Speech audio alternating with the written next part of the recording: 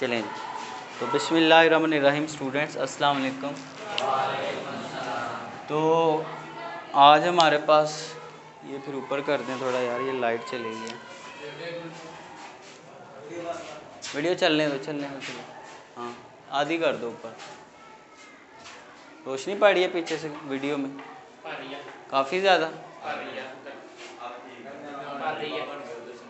चलें दरमियान में डब्बा बन गया, 1 मिनट ठहरो।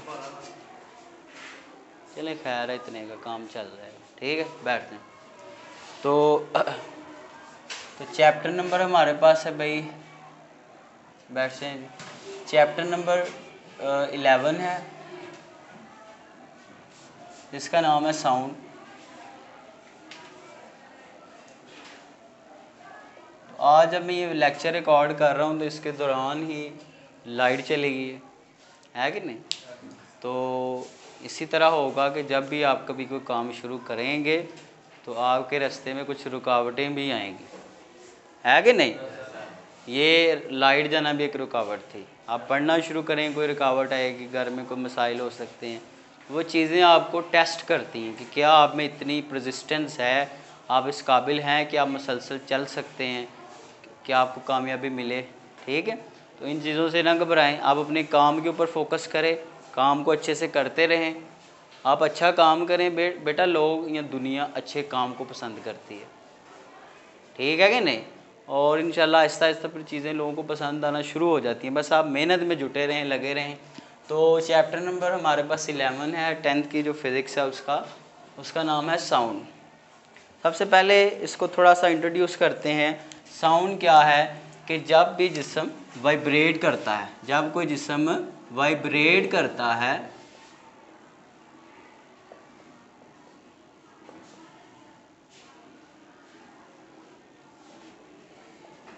तो क्या पैदा होता है, तो साउंड पैदा होता है। क्लियर हो गया कि नहीं, ये समझ इसकी तारीफ है। अब इसके लिए मैंने बताया था कि साउंड की अशात और उसको पैदा करने के लिए 2 शराइत हैं। कितनी शराइत हैं? 2 शराइत हैं। पहली शर्त मैंने ये बताई थी कि भाई किसी जिस्म का वाइब्रेट करना लाजमी है। पहली शर्त तो ये है कि अगर आपने साउंड पैदा करना है तो किसी जिस्म का वाइब्रेट करना क्या बेटा लाजमी है, वाइब्रेट करना उसका लाजमी है।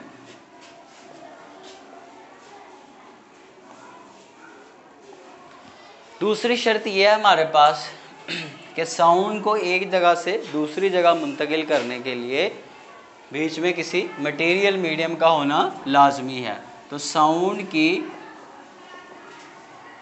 इशात के लिए किसी मटेरियल मीडियम, कौन सा मीडियम? मटेरियल मीडियम का होना लाजमी है। ये ऐसे ही है कि बेटा अगर आप यहाँ पे कोई सोर्स रख दें जिससे साउंड प्रोड्यूस हो रहा है और यहाँ कोई लिसनर है जो उस आवाज़ को सुनना चाहता है, तो आवाज़ इस जगह से यहाँ तक साउंड वेव्स के ज़रिए जाएगी। अब साउंड वेव्स होती हैं मैकेनिकल वेव्स। कौन सी वेव्स होती हैं? मैकेनिकल वेव्स ऐसी वेव्स होती हैं जिनको गुजरने के लिए किसी मीडियम की ज़रूरत होती है कि नहीं। तो अब ये साउंड वेव्स यहाँ से यहाँ तक तब ही जाएंगे जब सोर्स और लिसनर, सुनने वाले और साउंड के दरमियान क्या पड़ा हो, कोई मीडियम पड़ा हो। समझ आ रही है कि नहीं। तो इसी से मिलता जुलता एक तजर्बा भी आपकी किताब में है, बेल वाला, ठीक है। उसको आप रीड करें कि बेल में हमने बेल रखी हुई है, उसमें एक जार में उसको फिट किया हुआ है, पहले उसमें हवा भरी हुई है, जब बेल को ऑन करेंगे तब हमें वो सुनाई देगी, फिर वैक्यूम पंप से उस हवा को बाहर निकाल देंगे। तो उस जार में, उस बर्तन में जिसमें बेल फिट की हुई है, फिर हवा बाहर निकल जाएगी तो उसमें कोई मीडियम नहीं रहेगा। तो फिर जब हम बेल ऑन करेंगे तो हमें आवाज़ सुनाई नहीं देगी। तो ये एक मीडियम से मुतल्लिक यानी कि जो तजर्बा दिया हुआ है किसी मीडियम का होना लाजमी है। अब इसके बाद हमारे पास आगे टॉपिक है साउंड की खुसूसियात। क्या टॉपिक है? साउंड की खुसूसियात, कैरेक्टरिस्टिक्स ऑफ साउंड। तो सबसे पहले नंबर पे जो साउंड की करैक्टरिस्टिक है, जो खूबी है या खसूसियत है उसकी, वो बेटा हमारे पास क्या है? लाउडनेस। क्या है? लाउडनेस। तो ये साउंड की एक ऐसी खूबी है, एक ऐसी खासियत है जिसकी बिना पे हम डिस्टिंग्विश कर सकते हैं, हम फ़र्क कर सकते हैं हम फ़र्क कर सकते हैं। जी बेटा, हम एक जी लाउडनेस है, ठीक है। अब देखें बेटा, एक लाउड एंड फेंट साउंड। फेंट कहते हैं बेटा मध्यम, किसको कहते हैं? मध्यम। और लाउड कहते हैं ऊंचा। एक ऊंची और एक मध्यम आवाज़ में फ़र्क करने के लिए जो साउंड की खासियत इस्तेमाल होती है, खूबी इस्तेमाल होती है, उसको बेटा क्या कहते हैं? लाउडनेस कहते हैं। क्लियर हो गया जी? सो आप इसको इंग्लिश में डिफ़ाइन कर लेंगे। Loudness is a characteristic of sound by which we can distinguish, फ़र्क कर सकते हैं between a loud and a faint sound, एक ऊंची और एक मध्यम आवाज़ में। याद हो गया ये? अच्छा जी, इसके बाद बेटा जो लाउडनेस है इसका इन्हिसार कुछ फैक्टर्स या कुछ अवामिल पर होता है। वो क्या है? Let's see. पहले नंबर पे जिस पे इसका इन्हिसार होता है वो है हमारे पास एम्पलीट्यूड। क्या है? एम्पलीट्यूड। वाइब्रेटिंग बॉडी, जो बॉडी वाइब्रेट कर रही है, जिससे साउंड प्रोड्यूस हो रहा है, उसका एम्पलीट्यूड कितना है? उसका एम्पलीट्यूड कितना है? Amplitude of vibration. अब देखिए जी, वेरी सिंपल, मैंने बताया था एग्जाम्पल देके, फिर उस एग्जाम्पल को मैं अपनी डेली लाइफ में जो आप एग्जाम्पल देखते हैं उससे रिलेट करता हूँ। ये एक पार्टिकल है, ये ऊपर नीचे वाइब्रेट कर रहा है, तो यहाँ से लेके यहाँ तक ये इसका बन रहा है ना एम्पलीट्यूड, ये मीन से लेके एक्सट्रीम तक। एक और पार्टिकल है वो थोड़ा ज़्यादा वाइब्रेट कर रहा है, तो उसका एम्पलीट्यूड ऑफ वाइब्रेशन ये ज़्यादा हो गया एम्पलीट्यूड, ये एम्पलीट्यूड होता है यहाँ से यहाँ तक। तो ये ए बॉडी जो है ये स्मॉल एम्पलीट्यूड के साथ वाइब्रेट कर रही है, और ये जो बी बॉडी है ये लार्ज एम्पलीट्यूड के साथ, बड़े एम्पलीट्यूड के साथ वाइब्रेट कर रही है। इसकी मिसाल ऐसे ही है, इसको मैं रिलेट करता हूँ अपनी डेली लाइफ एग्जांपल के साथ। ये एक डोल है, उसको आप दूर से ला के स्टिक मारें, उसकी जो चादर होगी वो ज़्यादा वाइब्रेट करेगी। और इधर डोल लें, उसको आप करीब से स्टिक उसके साथ स्ट्राइक करें, ये दूर से मारी है ना, यहाँ एम्पलीट्यूड ज़्यादा होगा वाइब्रेशन का, और यहाँ एम्पलीट्यूड वाइब्रेशन का क्या होगा? कम। तो जहाँ एम्पलीट्यूड ज़्यादा वहाँ आवाज़ क्या होगी? लाउड होगी, यानी कि क्या होगी? ऊंची होगी। ऊंची का मतलब है कि उसकी लाउडनेस क्या होगी? ज़्यादा होगी। लाउडनेस बेटा क्या होगी? ज़्यादा होगी। क्लियर हो गया? तो आप कह सकते हैं कि जब एम्पलीट्यूड ज़्यादा है, क्या ज़्यादा है? एम्पलीट्यूड ज़्यादा है, तो लाउडनेस भी क्या है? ज़्यादा है। यानी कि दोनों के दरमियान ताल्लुक़ कौन सा बन रहा है? डायरेक्ट, कि एक बढ़ रहा है तो दूसरा भी बढ़ रहा है। एम्पलीट्यूड के बढ़ने से लाउडनेस भी बढ़ती है। चलें समझ आ गई है जी? तो आप यही लिख सकते हैं, आप उर्दू जब बना के लिखेंगे, हाँ ये लिखिए आप कि किसी साउंड की जो लाउडनेस है वो जिस जिस्म से साउंड पैदा हो रहा है उसके एम्पलीट्यूड के क्या है? उसकी वाइब्रेशन के एम्पलीट्यूड के क्या है? डायरेक्टली प्रोपोर्शनल है। क्या है बेटा? डायरेक्टली प्रोपोर्शनल है। जितना जिस्म का वाइब्रेशन का एम्पलीट्यूड बढ़ता जाएगा उतनी उस आवाज़ की लाउडनेस भी बढ़ती जाएगी। क्लियर हो गया जी? अब आप मिसाल दे सकते हैं कि जब हम एक डोल वाली मैंने वैसे मिसाल दी है, आप ये भी इसमें ऐड कर सकते हैं। आप वो गिटार वाला भी बता सकते हैं कि अगर हम गिटार की डोरी को, जो सितार या गिटार होता है, ठीक है, वो जो कंधे पर आके इस तरह बजाते हैं, अगर आप उसकी डोरी को आहिस्ता से छेड़ें तो उसकी डोरी थोड़ी हिलेगी, वाइब्रेशन उसकी एम्पलीट्यूड कम होगा। ज़ोर से खींच के, वायलेंटली, शिद्दत से खींचेंगे तो ज़्यादा ऊपर नीचे जाएगी, तो उससे आवाज़ क्या होगी? ऊंची होगी। समझ आ रही है कि नहीं? तो बहरहाल उसके बाद आगे बढ़ते हैं। दूसरा फैक्टर हमारे पास क्या है बेटा? ये तो एम्पलीट्यूड के बाद है एरिया। क्या है बेटा? एरिया। तो वाइब्रेटिंग जिस्म का एरिया, कि जो जिस्म वाइब्रेट कर रहा है, जिसके वाइब्रेट करने से साउंड पैदा हो रहा है, उसका एरिया कितना है? एरिया, ये दूसरा फैक्टर है। ठीक है बेटा? अब मैं आपके सामने सिंपल बात कर देता हूँ, ये एक डोल की छोटी सी है और ये एक बड़ा सा डोल है। दोनों के ऊपर आप स्टिक मार रहे हैं, सेम ही एम्पलीट्यूड से साउंड जो प्रोड्यूस कर रहे हैं, एक ही जगह से मार रहे हैं ना, एक ही जितने से। आप बताएं बी डोल से ज़्यादा आवाज़ होगी या ए डोल से? बी से। इसका मतलब जहाँ एरिया ज़्यादा होगा, लार्ज एरिया होगा, वहाँ पे लाउडनेस भी क्या होगी? ज़्यादा होगा। तो एक ज़्यादा दूसरा ज़्यादा, एक कम तो यहाँ एरिया कम तो लाउडनेस भी कम। तो ये क्या बन गया? Directly proportional. कि एक चीज़ बढ़ रही है तो दूसरी भी बढ़ रही है, एक कम हो रही है तो दूसरी भी। तो आप अगेन यहाँ पे ये मेंशन कर सकते हैं कि अगर वाइब्रेटिंग जिस्म का, जी बेटा बोलें, डायरेक्टली ये देखें एक बढ़ रहा है तो दूसरा बढ़ रहा है, एक कम हो रहा है तो दूसरा भी हो रहा है कि नहीं। तो किसी भी आवाज़ की, किसी भी साउंड की, किसी भी वाइब्रेटिंग जिस्म से जो साउंड पैदा हो रहा है उसकी जो लाउडनेस है उस वाइब्रेटिंग जिस्म के एरिया के क्या होती है? डायरेक्टली प्रोपोर्शनल होती है।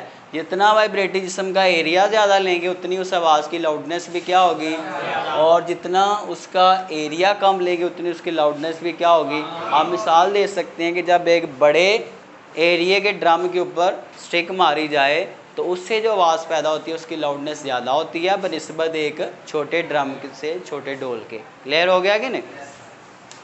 अब इसके बाद हमारे पास लास्ट फैक्टर है, वो क्या है बेटा? डिस्टेंस।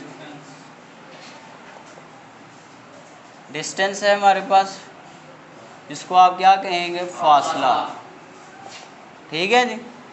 अब इसका क्या मतलब कि एक बॉडी वाइब्रेट कर रही है, उससे साउंड पैदा हो रहा है, एक जो बंदा सुन रहा है वो उसके पास ही खड़ा होकर सुन रहा है और एक बंदा उसे काफ़ी दूर खड़ा होकर कहीं सुन रहा है। यानी कि इसका जो फासला है वो क्या है? कम है, और इसका जो फासला डिस्टेंस है वो क्या है? ज़्यादा है। अब आप मुझे बताएं कि बी बंदे को ज़्यादा आवाज़ सुनाई देगी या ए को? ए के लिए आवाज़ ऊंची होगी, यानी उसके लिए लाउडनेस क्या होगी? ज़्यादा होगी। तो मैं यहाँ लिख देता हूँ कि ए के लिए जो लाउडनेस है वो क्या है? ज़्यादा है। जब हमने फासला क्या लिया है? कम लिया, तो फासला कम, लाउडनेस ज़्यादा। एक चीज़ कम हो रही है, दूसरी क्या आ रही है? इसको इन्वर्सली प्रोपोर्शनल कहते हैं। क्लियर हो गया कि नहीं? यहाँ पे फासला ज़्यादा तो लाउडनेस क्या हो रही है? कम। तो आप कह सकते हैं कि जब वाइब्रेटिंग जिस्म से फासला बढ़ता जाता है तो उससे आवाज़ की लाउडनेस क्या होती जाती है? कम होती जाती है। और फासला कम करने से आवाज़ की लाउडनेस क्या होती जाती है? अब इसके पीछे वजह क्या है, फैक्टर क्या है, वो ज़रा सुन लें। इस डोल से या इस चीज़ से जिससे भी साउंड पैदा हो रही है, जितने आप उसके पास होंगे उतना आपको एम्पलीट्यूड क्या सुनाई देगा? ज़्यादा। ये डैम्पिंग हो रही है यहाँ पे, इधर सुन लें ये बात। ये जब साउंड आगे ट्रैवल कर रहा है, सफ़र कर रहा है, यहाँ कहीं डोल था जिससे आवाज़ पैदा हो रही है, यहाँ कहीं खड़े होकर आप सुन रहे हैं, जितना आप डोल के पास होंगे उतना एम्पलीट्यूड क्या होगा? ज़्यादा। जैसे जैसे आगे जाएंगे तो डैम्पिंग की वजह से इधर को डी बढ़ रहा है ना, डी आगे को बढ़ रहा है और एम्पलीट्यूड क्या हो रहा है? कम। तो फासला बढ़ने से एम्पलीट्यूड क्या होगा? कम होगा। अब शुरू में एम्पलीट्यूड ज़्यादा, तो अभी हमने कहा जहाँ पे एम्पलीट्यूड ज़्यादा वहाँ पे लाउडनेस भी क्या आती है? तो जितने आप पास होंगे उतना उस आवाज़ की, उस साउंड की एम्पलीट्यूड क्या होगी? ज़्यादा होगी, और उतना उसकी लाउडनेस आपको ज़्यादा महसूस होगी। बहरहाल ये 3 फैक्टर हो गए। इसके बाद एंड पे हमारे पास एक चौथी चीज़ है, वो मैं बता देता हूँ। ये उन लोगों के लिए जिनके कान ख़राब हों। ये 3 फैक्टर उन लोगों के लिए थे, ये 3 अवामिल जो सेहतमंद लोग हैं। ठीक है। अब अगर कोई बूढ़ा है, बूढ़ा कोई फ़र्द है या कोई इंसान है, तो उसके तो बेटा जो फ़िज़िकल कंडीशन है, फ़िज़िकल कंडीशन का मतलब उसकी जो ज़ाहरी हालत है, क्या उसकी ज़ाहरी हालत, उस पर भी इन्हसार होगा। कि अगर एक बंदे के कान ही ख़राब हैं, ज़ाहरी हालत उसकी इस तरह है कि उसके कान क्या हैं? ख़राब हैं, तो उसको आप जितना मर्ज़ी ऊंचा आवाज़ सुनाएं उसके लिए लाउडनेस क्या रहेगी? कम ही रहेगी, उसको तो नहीं सुनाई देगी, है कि नहीं? जिस तरह को बूढ़ा हो, बूढ़ा कोई शख्स हो, तो उसको ऊंचा बोलना पड़ता है फिर उसको सुनाई देती है, क्योंकि उसके कान क्या है? अब वक्त के साथ साथ कमज़ोर हो गए हैं या जो भी उसमें मसला हो गया।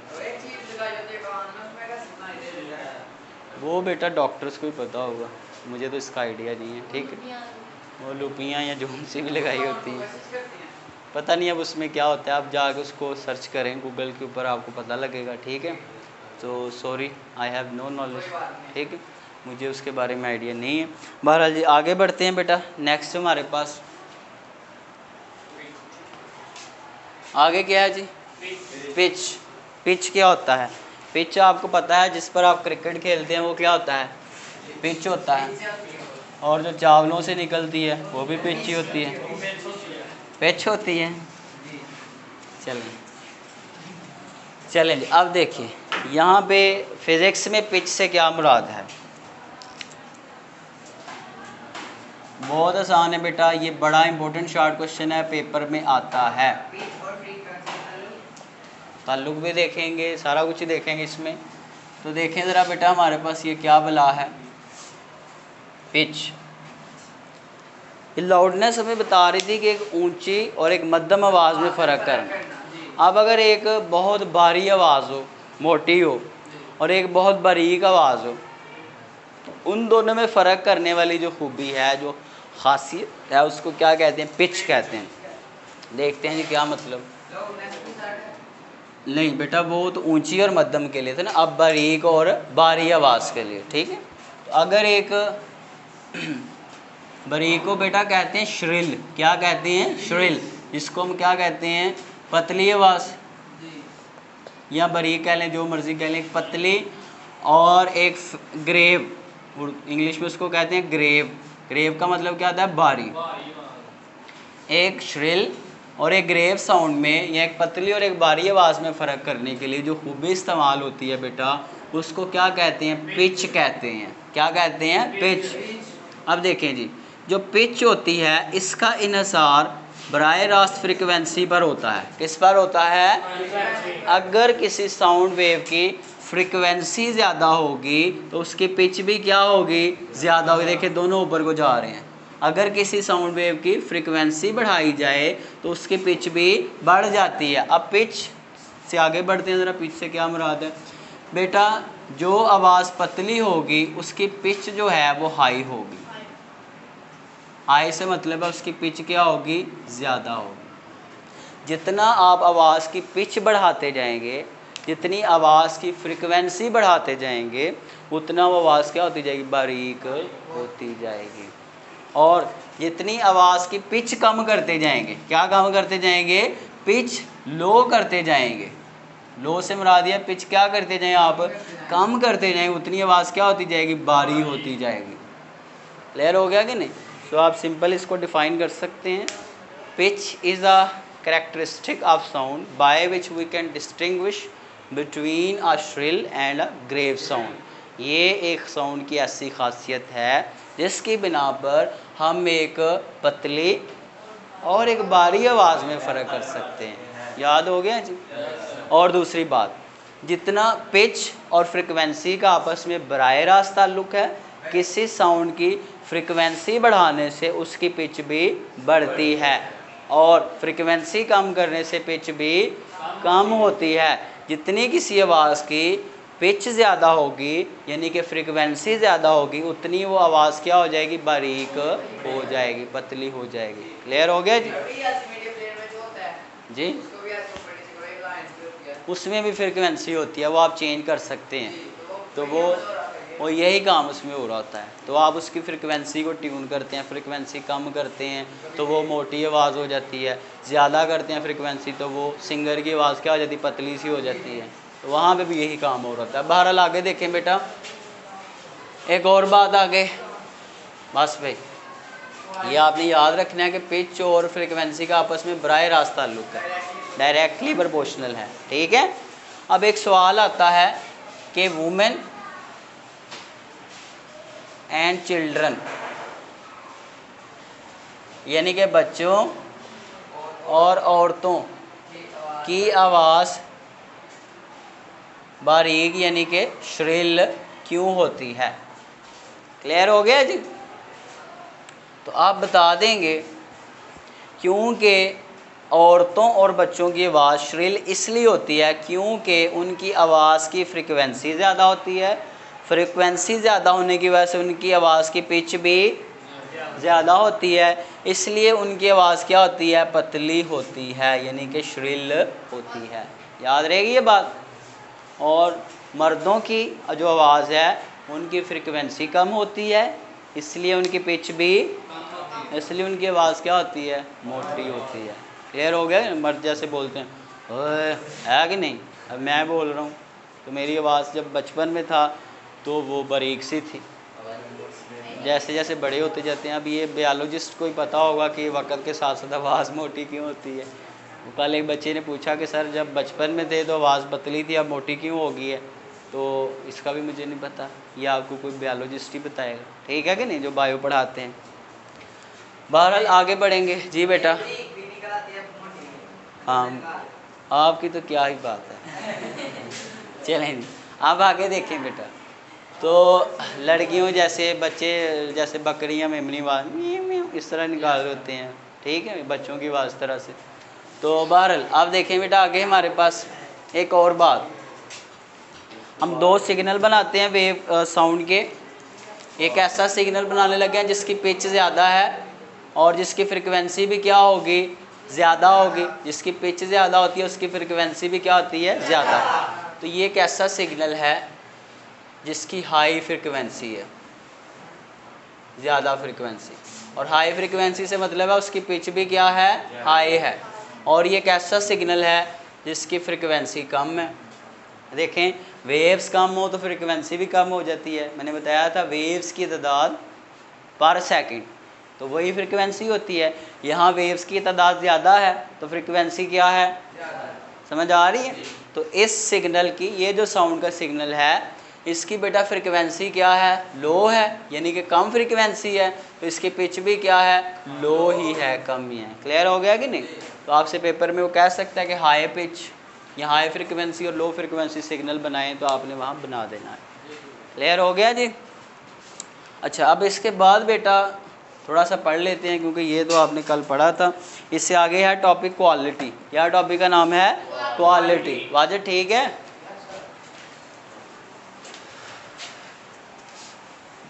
क्वालिटी बेटा क्या होता है, अब आप ही मुझे बताएंगे क्वालिटी क्या होता है, आपको तो पता ही है जी। उसको छोड़ो, वैसे बताओ डेली लाइफ में आप वर्ड यूज़ करते हैं, यार यदि क्वालिटी अच्छी नहीं है, अच्छी क्वालिटी है। बस अब सुनिए ज़रा, मैं आपको बताता हूँ। अगर आपके सामने दो एक जैसी चीज़ें रख दी जाएं, कोई ये पुर्जा है, ये बना हुआ है मेड इन चाइना, ये आया है 100 रुपये का। और एक ऐसा ही पुर्जा है बिल्कुल वैसा, सेम वैसे का वैसा, वो आया हुआ है जापान से। पाकिस्तान का बेटा किधर है, ठीक है कि नहीं, नहीं ऐसे नहीं, अपने मुल्क की। 50 रुपये का, ठीक है, सॉरी 50 का नहीं, ये कर लें आप 500 का। जापान के महंगे होते हैं, ठीक है। अब पुर्जे दोनों एक जैसे हैं, दोनों के काम भी एक जैसे हैं, सारा कुछ ही एक जैसा करेंगे, बस ये 100 का और ये 500 का है। इन अब एक जैसी चीज़ों में फ़र्क करने के लिए हम किसका इंतखाब करेंगे, क्वालिटी का। हम कहेंगे यार इसकी क्वालिटी अच्छी है और इसकी क्वालिटी अच्छी, तो दो एक जैसी चीज़ों, अब चीज़ों की बजाय मैं लिखने लगा हूँ साउंड। दो एक जैसी आवाज़ों, दो एक जैसे साउंड हैं, यानी कि एक ये कोई साउंड है और दूसरा सेम वैसा ही साउंड है कोई और।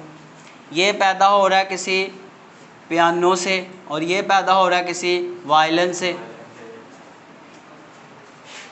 यानी कि ये ट्यून बज रही है बे दिल दिल पाकिस्तान, जान जान पाकिस्तान, और इस पे भी वही ट्यून चल रही है, दिल दिल पाकिस्तान, जान जान पाकिस्तान। बस अब you are standing outside the room, ये किसी कमरे में काम हो रहा है, ये बज रही हैं ट्यूनें, और आप इस कमरे से कहीं बाहर खड़े हैं। अब आप गौर से देखें तो दोनों आवाज़ों का जो एम्पलीट्यूड था वो भी एक जितना है। दोनों की लाउडनेस भी एक जितनी है, यानी कि दोनों आवाज़ों की लाउडनेस भी एक जैसी है, एक जितनी ऊंची हैं, और दोनों की फ्रिक्वेंसी या फिर पिच वो भी क्या है, एक जैसी है। एक जैसी ट्यून बन रही है ना, जैसे यहाँ फ़र्क किया था। तो दो एक जैसी आवाज़ें जिनकी लाउडनेस भी एक जैसी हो और जिनकी पिच भी एक जैसी हो, उनमें फ़र्क करने के लिए साउंड की जो खासियत इस्तेमाल की जाती है उसको बेटा क्या कहते हैं, quality. So it is a characteristic of sound by which we can distinguish between two sounds of same pitch and same loudness। ये साउंड की एक ऐसी खासियत है जिसकी बिना पर हम एक ही जैसी पिच और लाउडनेस रखने वाली दो मुख्तलिफ आवाज़ों में फ़र्क कर सकते हैं। तो आप बाय खड़े होकर बता देंगे ना कि हाँ ये पियानो से आवाज़ आ रही है, ये वायलिन से आवाज़ आ रही है, इसकी आवाज़ है, इसकी आवाज़ है। तो वो जिस चीज़ को आप इस्तेमाल कर रहे हैं, जिस खासियत को, उसका क्या नाम है, क्वालिटी। बात समझ आ गई बेटा। तो आप ये मिसाल भी साथ दे सकते हैं कि फ़र्ज़ करें कमरे में पियानो बज रहा है और वायलिन बज रहा है, बता देंगे साथ उसको। अच्छा जी, इसके बाद आगे बेटा हमारे पास टॉपिक है तो यहाँ पे मैं एक छोटा सा ज़िक्र कर ही दूँ कि बेटा पाकिस्तान का जब नाम आया था तो हमने बड़ा मजाक बनाया था, क्योंकि हम लोग कुछ भी नहीं बना रहे। तो वीडियो के दौरान ही मैं उसका ज़िक्र कर देता हूँ। उसकी वजह पाकिस्तान का कोई इसमें बेटा कसूर नहीं है, कसूर पाकिस्तानियों का है, पाकिस्तानियों का। और मैं यहाँ पे यही कहूँगा कि हम लोगों में इतनी काबिलियत नहीं है कि हम कुछ नहीं बना पा रहे। पाकिस्तान तो अल्लाह की एक नेमत है जो हमें उसने दी है, ठीक है कि नहीं। तो अपने आप में इतना जुनून पैदा करें, इतना टैलेंट पैदा करें कि आप दुनिया की जो बेहतरीन चीज़ें हैं वो आप बनाएं और लोग आपसे ख़रीदें, ठीक है कि नहीं। जिस दिन पाकिस्तान में बाहर से चीज़ें आना कम हो गई, यानी कि बाहर से हमने ख़रीदना कम कर दिया और अपनी चीज़ें लोगों को बेचना शुरू कर दिया, उस दिन ही पाकिस्तान तरक्की कर जाएगा।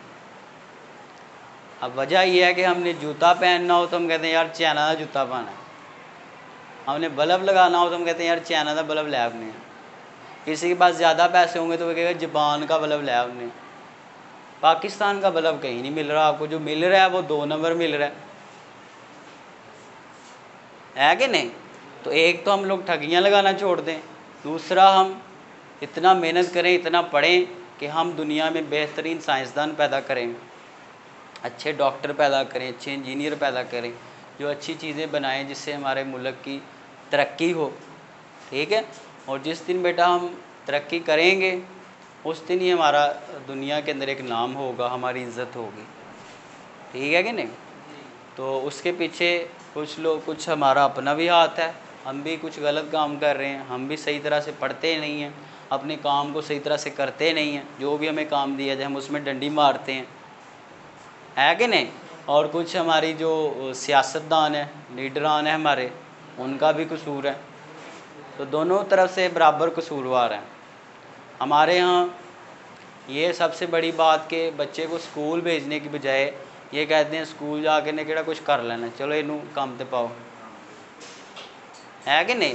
तो सबसे पहली चीज़ है बच्चों को तालीम दें, तालीम देंगे शऊर आएगा तो अच्छे लोगों का इंतखाब होगा, अच्छे लोग ऊपर सियासत में आएंगे, आपके वज़ीर-ए-आज़म सियासतदान अच्छे होंगे तो मुल्क खुद ब खुद तरक्की करेगा, ठीक है। तो इसका एक ही हल है और वो हल फौरी नहीं होगा। कुछ लोगों का ये ख्याल है कि भाई इमरान खान आके ठीक कर देगा या नवाज शरीफ आके ठीक कर देगा। कौमें 1 साल में 5 साल में तरक्की नहीं करती, वक्त लगता है कौमों को, आहिस्ता आहिस्ता तरक्की की जाती है। और वो तरक्की जिस सीढ़ी के ज़रिए की जाती है वो है शऊर, तालीम, और वो वक्त के साथ साथ आहिस्ता आहिस्ता आता है, ठीक है कि नहीं। हम ये कहें कि कोई बच्चा पहले दिन में ही वो डॉक्टर बन जाए, ये तो नहीं ना होता। पढ़ता है 20 साल, वो स्कूल जाता है, फिर जाके ही वो डॉक्टर बनता है, तो टाइम लगता है हर चीज़ को। तो बहरहाल आप अपने हाथ में आपके जितने इख्तियारात हैं आप उनको इस्तेमाल करते हुए आप अपनी पढ़ाई को अच्छे से करें, ठीक है कि नहीं। क्योंकि हमारे कायद-ए-आज़म मोहम्मद अली जिन्नाह का भी ये कौल है कि तालीम एक ऐसा हथियार है जिसके ज़रिए हम दुनिया में कोई मुकाम हासिल कर सकते हैं। और नबी करीम सल्लल्लाहु अलैहि वसल्लम का ये फरमान है कि तलीम हर मुसलमान पर क्या है, फ़र्ज़ है। ठीक है, अपना ख्याल रखें, खुश रहें, अल्लाह हाफ़िज़।